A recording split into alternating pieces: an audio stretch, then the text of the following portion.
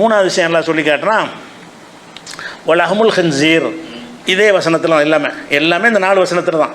273, 53, 645, 1615 இந்த வசனத்தில் அல்ல என்ன செய்கிறான்னா, பன்றியுடைய மாமிசம் உங்களுக்கு ஹராம், வலஹமுல் ஹின்சீர்.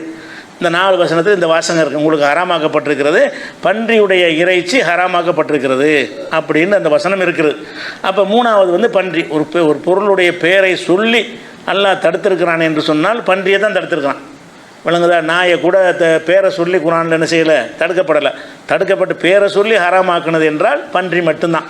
இந்த பன்றியை பொறுத்த வரைக்கும் இது இஸ்லாத்தில் மாத்திரம் தடுக்கப்பட்டது கிடையாது. முந்தைய வேதங்களில் வேதத்தை அடிப்படையாக வைத்த எல்லா மதங்களிலும் பன்றியை பற்றி சாப்பிடுவது நல்லதுன்னு சொல்லப்பட்டிருக்கிறது. நமக்கு சொன்னப்பட்ட மாதிரி தான் மார்க்க சட்டப்படி நீங்கள் பார்த்தீங்கன்னா யூதர்களும் பன்றியை சாப்பிடக்கூடாது, கிறிஸ்தவர்களும் பன்றியை சாப்பிடக்கூடாது. பன்றி இப்போ யாராவது சாப்பிடுவாங்கன்னு சொன்னால் அந்த வேதத்துக்கு எதிராக தான் சாப்பிட்றாங்க. இப்போ கிறிஸ்தவ மக்கள் பன்றியெல்லாம் சாப்பிட்றாங்கன்னு சொன்னாலும் அவங்க வேதப்படி சாப்பிடலாமன்னா சாப்பிடக்கூடாது. யூதர்களும் சாப்பிடக்கூடாது. யூதர்கள் இதை பேணுறாங்க. யூதர்கள் என்ன செய்ய மாட்டாங்க, பன்றியை சாப்பிட மாட்டாங்க. இன்றைக்கி வரைக்கும் என்ன செய்ய மாட்டாங்க, நம்ம எப்படி பன்றியை சாப்பிட மாட்டோமோ அந்த மாதிரி யூதர்கள் பன்றியை சாப்பிட மாட்டாங்க. அவங்க அந்த வேதத்தில் உள்ளதை கடைப்பிடிக்கிறாங்க.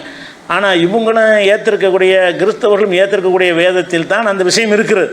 ஆனால் அதை வேதத்தில் படிக்கிறாங்க, அதை மீறி என்ன செய்கிறாங்க, பன்றியை சாப்பிட்றாங்க. உதாரணம் பைபிள் எடுத்துக்கிட்டிங்கன்னு சொன்னால் ஒரு தகவலுக்காக வேண்டி லேவியர் ஆகமம்னு ஒரு ஆகமம் இருக்குது. அதாவது லேவியர் ஆகம்னா மூசா நபிக்கு அருளப்பட்ட தௌராத்துன்னு அவங்க சொல்கிறாங்க. நம்மகிட்ட அப்படி சொல்லுவாங்க, தோராம்பாங்க. தௌராத்துடைய 5 ஆகமத்தை தௌராத்தும்பாங்க. அதில் லேவியர் ஆகமும் ஒரு ஆகமம்.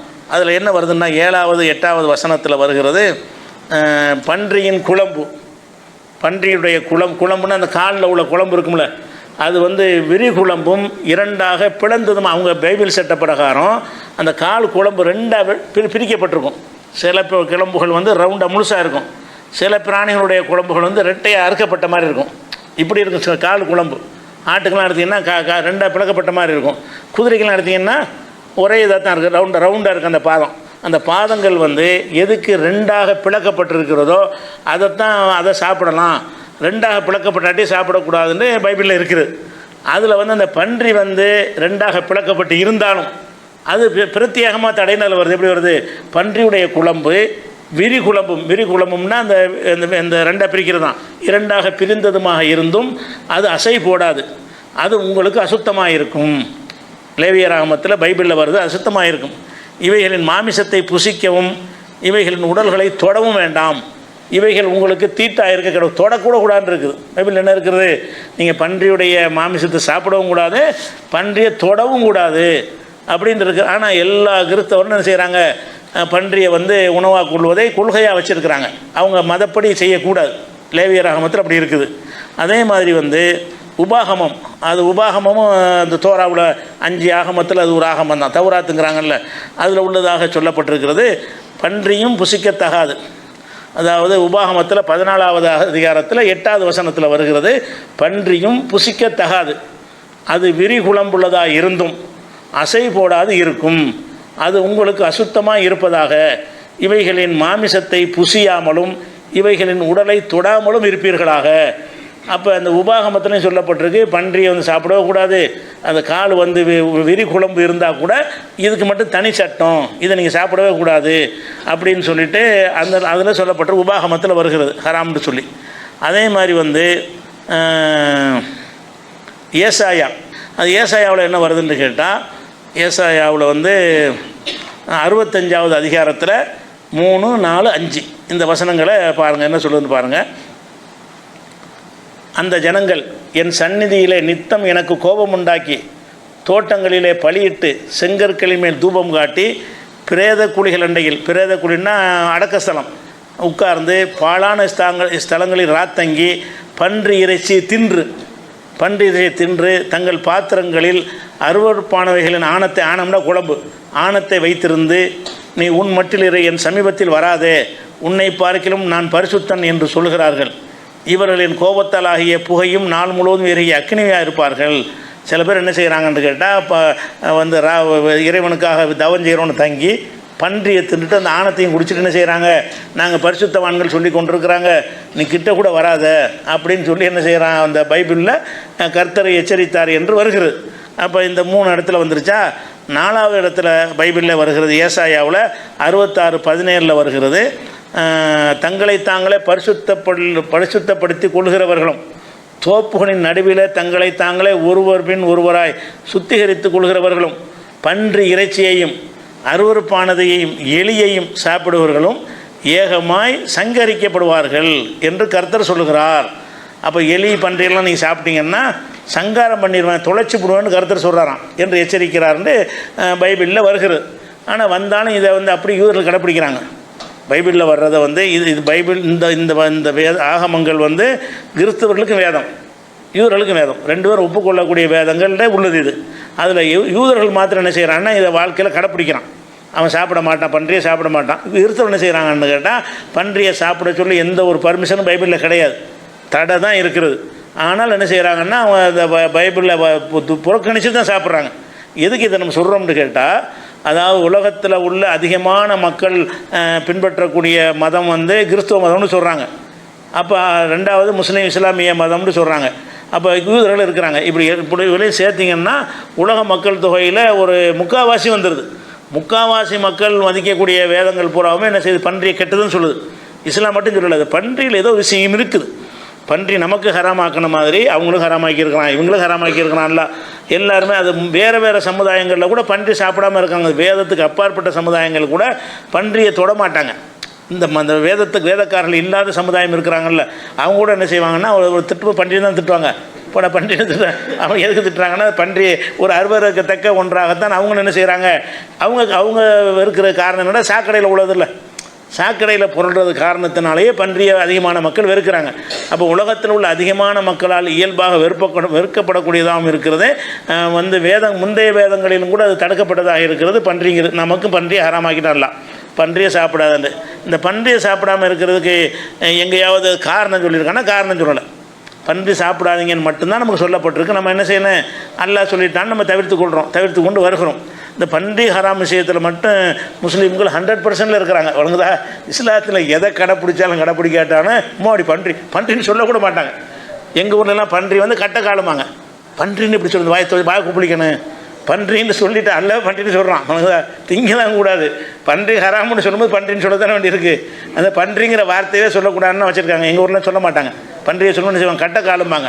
அது கட்டை காலம் சாப்பிடக்கூடாதுன்னு சொல்லிட்டு அந்த பன்றிங்கிற வார்த்தையை சொன்னாலே தப்புங்கிற அளவுக்கு வழங்கியிருக்கிறாங்க. இப்போ பன்றி எல்லாம் ஹராமாக்கியிருக்கான். அந்த ஹராமை விட்டும் அவ்வளோ தூரமாக இருக்கிறாங்க, பயங்கர தூரத்தில் இருக்கிறார்கள். ஆனால் அல்லாஹ் ஹராமாக்கின மற்ற விஷயங்கள்ல எல்லாம் அவ்வளோ தூரமாக இல்லை. வழங்குதா, வட்டி கிட்டி எல்லாத்துலேயும் சர்வசாதாரணமாக பூந்து விளையாடுறாங்க. அல்லாஹ் ஹராமாக்கின பன்றிக்கு மட்டும் என்ன செய்வான், பன்றி சொல்லக்கூடாது. பன்றி முஸ்லீம் எப்படி பன்றி சாப்பிட்றது? சரிதான், அந்த பேணுதல் கரெக்டு தான். பேணுதல் கரெக்டாக இருந்தாலும் இது எல்லாத்துலையும் இருக்கணுமா இல்லையா? எல்லாத்துலையும் இருக்க காணும். சரி, அதுக்கு அடுத்து என்னென்னு கேட்டால், இந்த பன்றியை பொறுத்த வரைக்கும் அறிவியல் ரீதியாக என்ன சொல்கிறாங்கன்னு பார்த்துவிட்டு நம்ம வேறு இதுக்கு எதிர்வாதம் சில பேர் வைக்கிறாங்க. அது ஒன்று இருக்குது. பன்றியில் நம்ம உணவாக மனிதர்கள் இன்றைக்கி உட்கொள்கிறாங்கல்ல, நம்ம உட்கொள்ளாட்டாலும் மனிதர்கள் உட்கொள்கிறாங்களே, அதிகமான மக்கள் பன்றியை உணவாக தானே உட்கொள்கிறாங்க. அந்த கணக்குப்படி பார்த்திங்கன்னா பன்றியில் அதிக கொழுப்பு இருக்குது. பன்றி இறைச்சியில் என்ன இருக்கிறது, கொழுப்புன்னு சொன்னால் ஓவர் எந்தளவு கொழுப்புன்னு கேட்டால் 50-50 கொழுப்பு இருக்குது. 100 கிராம் இறைச்சியை பன்றி இறைச்சி வாங்கி சாப்பிட்டீங்கன்னா 50 கிராம் இறைச்சி 50 கிராம் கொழுப்பு. 1 கிலோ பன்றி இறைச்சியில் 1/2 கிலோ கொழுப்பு இருக்குது. அப்போ அந்த கொழுப்பு இவ்வளோ அதிகமாக இருப்பதை எந்த ஒரு மருத்துவர்களும் ஏற்றுக்கொள்வது கிடையாது. இவ்வளோ கொழுப்பு மனிதனுக்கு ஏற்கத்தக்கது கிடையாது. நமக்கு கம்மியான கொழுப்பு உள்ள ஒரு ஆட்டை கூட என்ன செய்கிறாங்கன்னா சாப்பிட வேணான்னு சொல்கிறாங்க.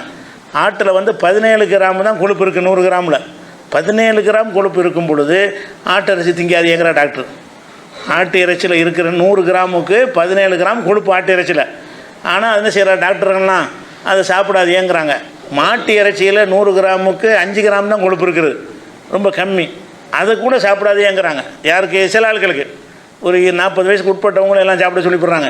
40 தாண்டிட்டாங்கன்னு சொன்னால் உங்களுக்கு கொலஸ்ட்ரால் ஜாஸ்தியாக போயிடும். அதனால் நீங்கள் என்ன செய்யுங்க, இது இறைச்சியெல்லாம் கொஞ்சம் குறைச்சிக்கிறங்க, வாரத்தில் 1 நாள் எடுத்துக்கிறங்க, ஒரு குறிப்பிட்ட இத்தனை கிராம் எடுத்துக்கிறங்கன்னு சொல்லி மருத்துவர்கள் அதை பரிந்துரை செய்கிற அளவுக்கு உள்ள விஷயமா இருக்குது. இது 17 கிராமுக்கு இவ்வளோ பரிந்துரை, 5 கிராமுக்கு இவ்வளோ கண்டிஷன். ஆனால் 50 கிராம்னா என்னவாகும்? பன்றி 50 கிராம் அளவுக்கு அதில் பாதிக்கு பாதி கொழுப்பு இருக்குமா, ஆனால் அது மனிதனுக்கு சாப்பிட தகுந்தது கிடையாது. அது அதிகமான கொழுப்புகள் வருவது அவனுடைய ஆரோக்கியத்தை பாதிக்குங்கிறது 1வது விஷயமாக சொல்கிறாங்க. இது ஒரு கேடு தானே, அது ஒரு கேடு. 2வது பன்றிக்கு வந்து வேர்வே வராது. எல்லா பிராணிகளுக்கும் வேர்வை வரும், மனுஷன் உட்பட. நமக்கு வேர்வை வருது, உடம்பு சூடானவன்னு அந்த சூடு எதை வச்சு அந்த சூடு குறையுதுன்றா வேர்வை வச்சு தான். கடுமையான வேர்வை வரும், வெப்பமாக இருக்குன்னு வைங்களேன், அப்போ உங்களுக்கு வேக்குது. எதனால் வேக்குது? அந்த வேர்வை மூலமாக அந்த வெப்பத்தை தாங்கக்கூடிய அளவுக்கு தோலை வந்து குளிர செஞ்சிருது. இல்லாட்டி காஞ்சி போய் அதில் கருவாடு மாதிரி போயிடும் உடம்பு கருவாடு மாதிரி ஏன் ஆவலைன்னு கேட்டால், ஒரு வெளியே காயப்பட்ட கருவாடை போதில்ல, மனிதன் கருவாடை போகணும்ல, ஏன் போக மாட்டேங்கிறான்னு கேட்டால் அவன்கிட்டருந்து அந்த வேர்வை சுரப்பினால் வேர்வை வெளி வந்து அந்த தோள்களை வந்து காஞ்சி போகாமல் என்ன செய்கிறது, தடுக்கிறது. நம்ம குடிக்கிற தண்ணி மற்ற உறுப்புகள்லேருந்து வெளிப்படக்கூடிய அந்த தண்ணீர் மூலமாக வேர்வையாக வெளிப்பட்டு நம்ம உடம்பை அந்த குறிப்பிட்ட அளவு வெப்பத்தை தாண்டாமல் பாதுகாத்து கொடுக்குறது. 50 டிகிரி இருந்தாலும் நம்ம உடம்பு 35 டிகிரியில் இருக்கும். ஏன்னு கேட்டால் அது அந்த வேர்வையின் மூலமாக அதை குளிர செஞ்சிற ஒரு அளவுக்கு ஏற்பாடு இருக்குது. எல்லாத்துக்கும் இந்த வேர்வை இருக்குது. தோல் போர்த்தப்பட்ட பிராணிகளுக்கு கூட வேர்வை சுரப்பிகள் இருக்குது. ஆனால் பன்றிக்கு வேர்வை வராது.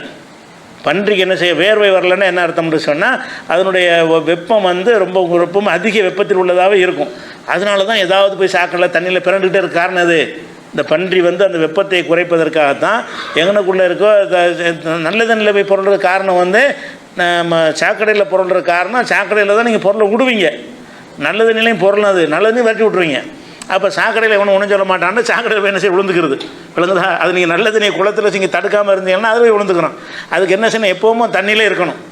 எப்போவுமே என்ன செய்யணும், தண்ணியில் மிதந்துக்கிட்டு இருந்தால் மாத்திரம்தான் அதில் ஏற்படக்கூடிய அதிகபட்சமான வெப்பம் வந்து குறையும். இல்லைன்னா வேர்வை மூலமாக குறையாது.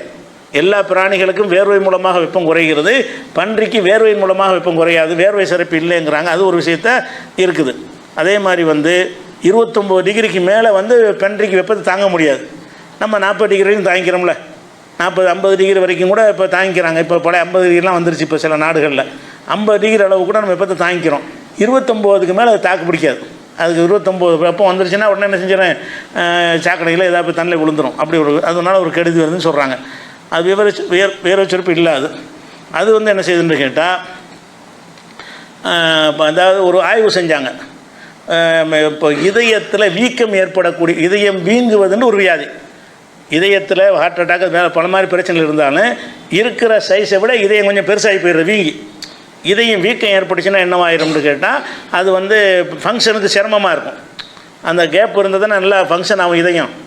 கொஞ்சம் வீங்கிருச்சுன்னா அது அழுத்தம் கொடுக்குறதுலாம் குறைஞ்சிருமா இல்லையா? வீங்கி போச்சுன்னு சொன்னால் அதுவே கொஞ்சம் அதிகமான இடத்த பிடிச்சிக்கிறோம். காலி இடத்துல இருந்தால் தான் இதயம் வந்து பம்பிங் பண்ண முடியும். இதயத்துக்கு பக்கத்தில் காலி இடம் இருக்கணும். அப்போ தான் அப்படி சுருங்கி விரிய முடியும். அந்த இதயமே வீங்கி போச்சுன்னு சொன்னால் அந்த காலி இடத்துல அது பிடிச்சிக்கிறோம். அப்படின்னா என்ன ஃபங்க்ஷன் சரியாக இருக்காது. அப்போ இந்த மாதிரி கார்டியோ மயோபதி போன்ற அந்த நோய்களுக்கு பேர் சொல்கிறாங்க. அந்த மாதிரி இதயம் வந்து வீக்கம் வந்து பல நாடுகளில் ஆய்வு செய்கிறாங்க. அதாவது மேற்கத்திய ஐரோப்பிய நாடுகளில் வந்து இந்த இதய வீக்கம் உள்ளவங்க 5 மடங்கு அதிகமாக இருக்கிறாங்க. இந்த பன்றி சாப்பிடக்கூடிய நாடுகளில், பன்றி உணவாக சாப்பிடக்கூடிய நாடுகளில் மற்ற நாடுகளில் இருப்பதை விட 5 மடங்கு அதிகமாக இருக்கிறாங்க. பன்றி சாப்பிடாத நாடுகளில் வந்து ஒரு 20 பேருக்கு அந்த இதய வீக்கம் இருந்துச்சின்னு சொன்னால் இங்கே வந்து 100 பேருக்கு இருக்கும். பன்றி சாப்பிடாத நாடுகளில் ஒரு 20% பேருக்கு வந்து அந்த நோய் இருக்குது என்று வைத்துக் கொண்டீர்களே. ஆனால் அதில் 100 பேர் அந்த மாதிரி நோய் உள்ளவங்களை எடுத்தீங்கன்னு வைங்க, அதில் வந்து 20% பேர் பன்றி சாப்பிடாதவங்கள இருப்பாங்க. 80% பேர் யாராக இருப்பாங்கன்னா அந்த பன்றி சாப்பிட்றவங்கள இருப்பாங்க. அப்போ இதய நோய் வந்து இதய வீக்கம்ங்கிற நோய், இதயத்தில் பல நோய்கள் இருக்கிறது. இந்த நோய் வந்து பன்றினால் நாடாப்புழுனால தான் ஏற்படுது. பன்றியில் ஒரு நாடாப்புழுன்னு ஒன்று இருக்கிறது. அது வந்து எந்த வெப்பத்திலையும் சாவாது. அந்த புழுக்கள் மூலமாகத்தான் இப்படியான பாதிப்பு ஏற்படுதுன்னு இப்போ கண்டறிஞ்சு என்ன செய்கிறாங்க, பன்றி வந்து ஒரு ஆரோக்கியத்துக்கு உரிய உணவு இல்லை அப்படின்னு சொல்கிறாங்க. இவங்க சொன்னாலும் சொல்லாட்டாலும் நமக்கு என்ன இல்லை, அது காரணம் கிடையாது. நமக்கு எங்களை இறைவன் தடுத்து விட்டான்னு ஹராம். சரியா? அதுதான் அடிப்படையில் விளைவிக்கிறேன். இந்த கண்டுபிடிப்புகள்லாம் நாளைக்கு என்ன செய்வான்னா, இதில் பெரிய நன்மை இருக்குன்ற ஒரு தமிழ்நாட்டு விஞ்ஞானிகள் வந்து எதாவது சொல்லுவாங்க. நன்மை தீமை 2வது மேட்ரு. அது கூடுதல் தகவல் தானே தவிர எங்களுக்கு இறைவன் ஹராம் ஆக்கிட்டானுங்கிறது தான் ஃபஸ்ட்டு தகவல். அதை ஒரு அடிப்படையாக வச்சுக்கிறேன். அப்போ 3 விஷயமாச்சா.